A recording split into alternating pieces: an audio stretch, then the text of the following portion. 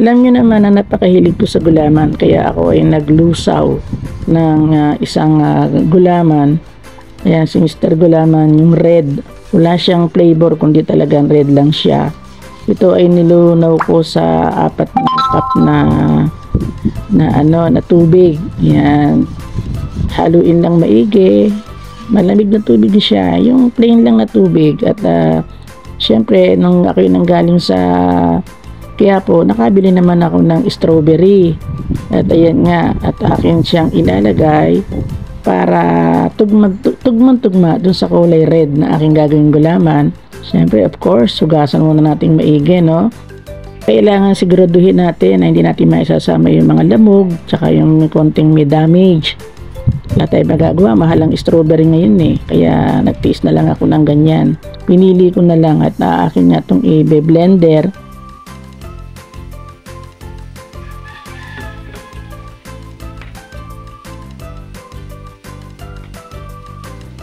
So, ito na. Nilalagyan ko ng isang basong tubig. Ready for our blender. Ayan, tapos na. O, kita nyo. O, ngayon, haluin na naman natin siya ng maigi. Ganyan. Halong-halo. And need natin ito sumarap kasi wala itong sugar. Kaya Adult Plus Beer Brand ang aking nilagay.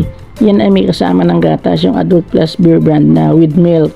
So 3 kutsarang puno ang aking nilagay para mas lalong malinamnam.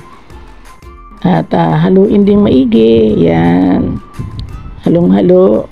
Kasi hindi ko na yan sinala at isalang na sa apoy. Ito, nakasalang na nga sa apoy. Lalong mas maiging halong-halo siya para hindi namumuo.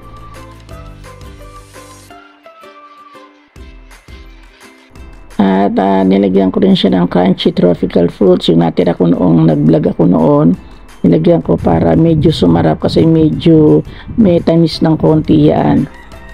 Hindi naman masarap yung sobrang tabang na. Alam niyo ba na ang gulaman ay mula sa dried agar or carrageenan extracted from edible seaweeds? Naalala ko noon na sa isang businessman na akin na interview na ang gulaman daw ay mula sa dried agar or carrageenan extracted from edible seaweeds. At ito ay nakakagawa ng jelly tulad ng desserts. Tawag din kasi itong agar-agar na isa itong carbohydrates mula sa red algae seaweeds. So ito na nga, lalagyan ko siya ng natira pa na kasama ng crunchy tropical fruits. At siyempre of course merong kasamang dried na pasas. Ayan, para lalong mas masarap.